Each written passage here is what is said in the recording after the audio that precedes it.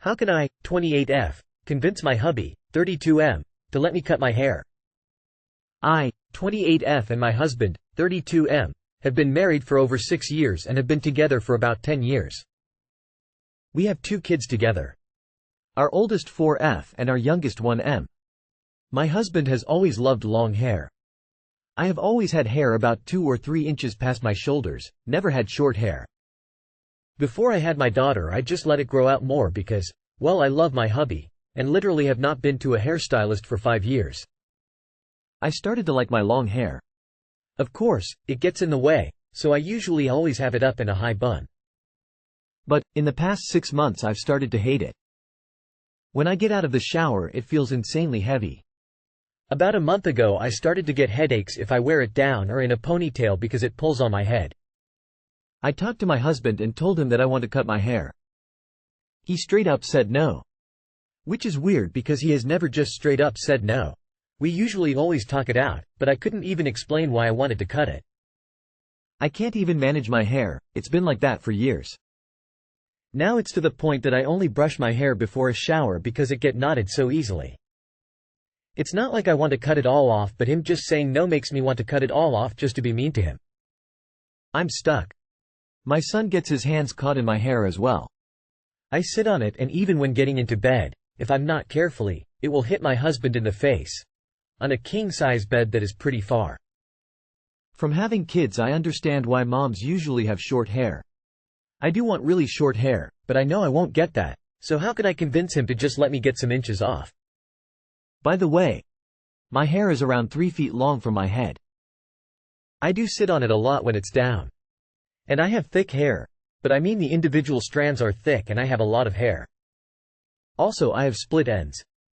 I'm also writing this with an insane headache from my hair, so excuse any misspelling and things like that. I did read it over twice, so I should be good.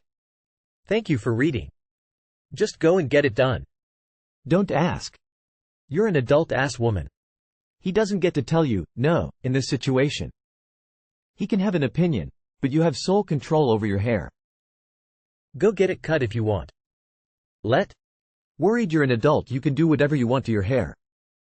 Why is your husband so controlling? Are you in an abusive marriage? Why else would you have to ask him for permission? I'm so confused. He straight up said no? Did you laugh in his face? Please rethink the way you approach your relationship. You need to either shift the power dynamic, or consider leaving, because this is setting a terrible example for your child. You're an adult, you shouldn't be asking permission for something like this, it's just gross. If he can't get on board with a partnership of equals, you'll be better off without him. Husband, 51M, had an affair and contracted HIV. Am I, 38F, making the wrong choice? It's gonna be a long one. Too long did not read. Yesterday I thought I was accompanying my husband to his neurologist appointment. On the way down he told me that not only did he have a one-time affair with a man, he contracted HIV from this person and found out the week prior from blood work from an unrelated medical procedure. We were in fact not on the way to the neurology, we were actually on our way to the HIV clinic. I, 38F, have been married to husband, 51M, for 16 years, together for 20. He had 2 children when we met that I adopted later. We have 1 biological child together. We have had a solid 20 years, in love, good partners, good parents, good sex.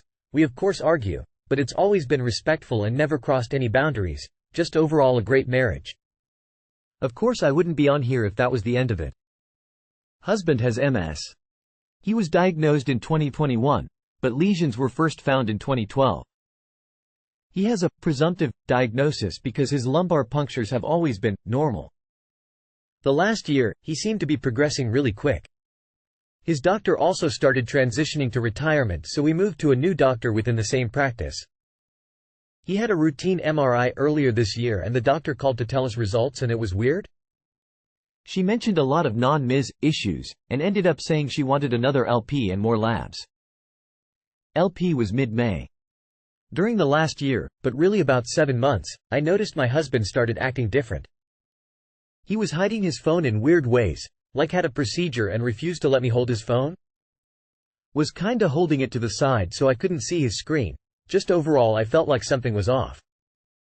He did go on Prozac at this time and told me he was anxious about results, etc. To try to be a good supportive partner, I chalked it up to anxiety, stress, depression. We discussed his phone and that I thought he was hiding something from me, and he said he was not, reassured me. I moved on. He's also always been kinda weird about doctor's appointment and me going with him. It's always bothered me because I want to be supportive, and as he has progressed, I'm moving into a caretaker role, and it's not even that I want to be there, but I have to know what's going on with him to be able to care for him. Earlier this week, he told me his neurology APPT was Friday. Doctor wanted to talk to him in person. I'd been spiraling. I was sure this was not going to be good news. He said at one point he didn't want me to go. He even said he needed to stop by the office after work, so he'd just let me know what the doctor said. All week I assured him that I loved him and that he wasn't a burden, no matter the results. I felt like he was opening up. He agreed to start therapy. He then agreed to let me go with him to Dr. APPT. Yesterday, we are at the hospital area. Neurology is to the right, other hospital parts to the left.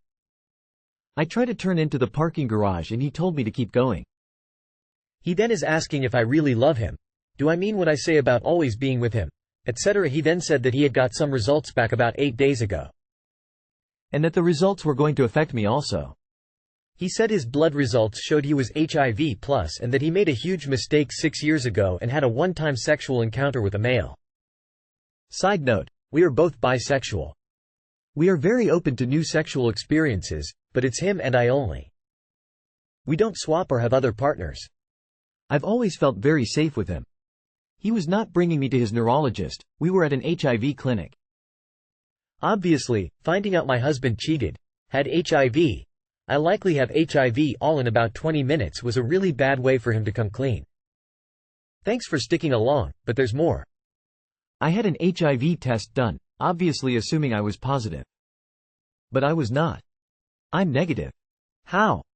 If he had an affair 6 years ago, that's the only person and only time we had a decent sex life, unprotected sex twice a week, from the time of the affair up until January. Late 2023, early 2024 his depression kicked in, I thought, and he has not had an interest in sex. Really, he's had no interest in me. We've had sex twice since December. I admit, I'm not well versed on HIV. I learned a lot yesterday. I know that is harder to contract HIV and PIV, but 5 years of PIV and I'm still negative?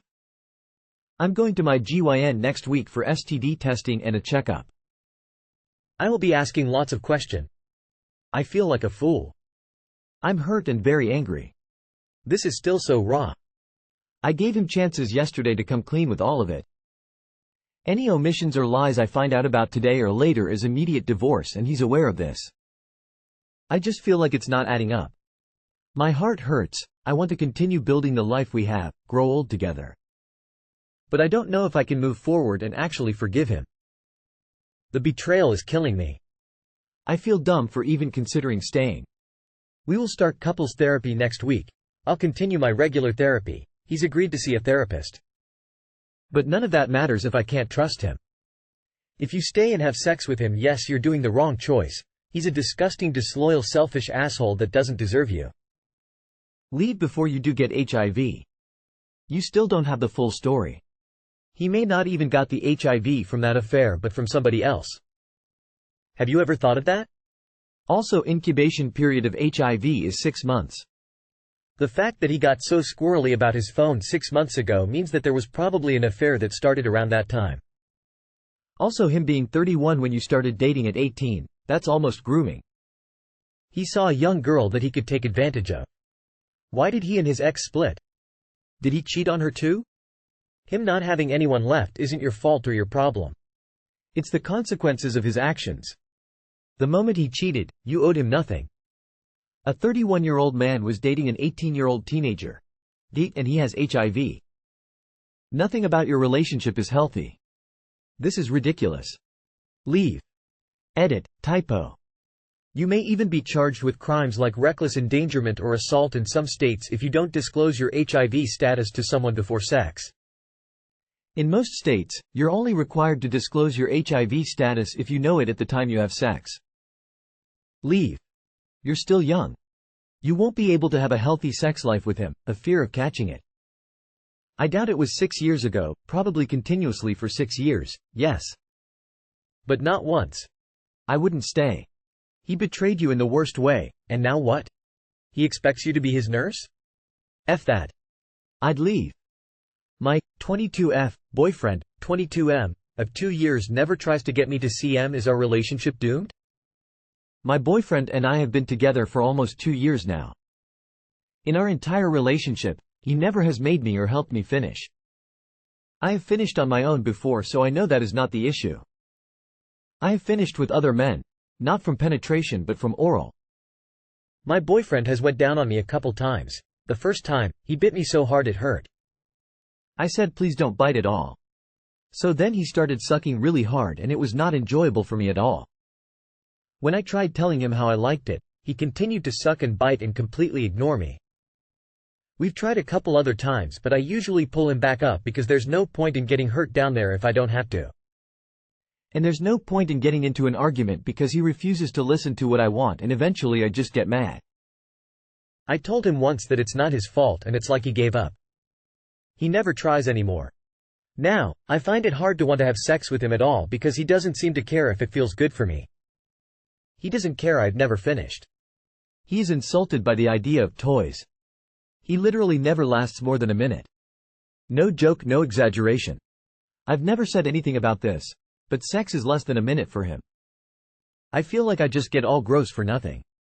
But lately he's been making me feel guilty for us not having sex for months, making little comments. The more he makes, the less I respect him. The less I want to have sex with him. The more I'm turned off. I feel sometimes like I'm just a pocket poo $y smiling face with tear. Is our relationship doomed? Sounds pretty doomed to me. Run to the hills. You should have been left him. He doesn't care about your pleasure and that's very important. The right one will be patient and happy to learn your body. Yes, doomed. Leave. Read the title and thought I knew what the issue was going to be, then found an entire list of reasons that you should end this. It seems like he may have inflicted pain on you to try to teach you not to bother him with that request again in the future, and that's just one example of how he has been mistreating you. Do not stay in this abusive relationship. If you are having difficulty letting go, seek help. It's not even worth taking your clothes off. Are there so many of these posts lately? You are young, your whole life is ahead of you, don't settle for bad sex.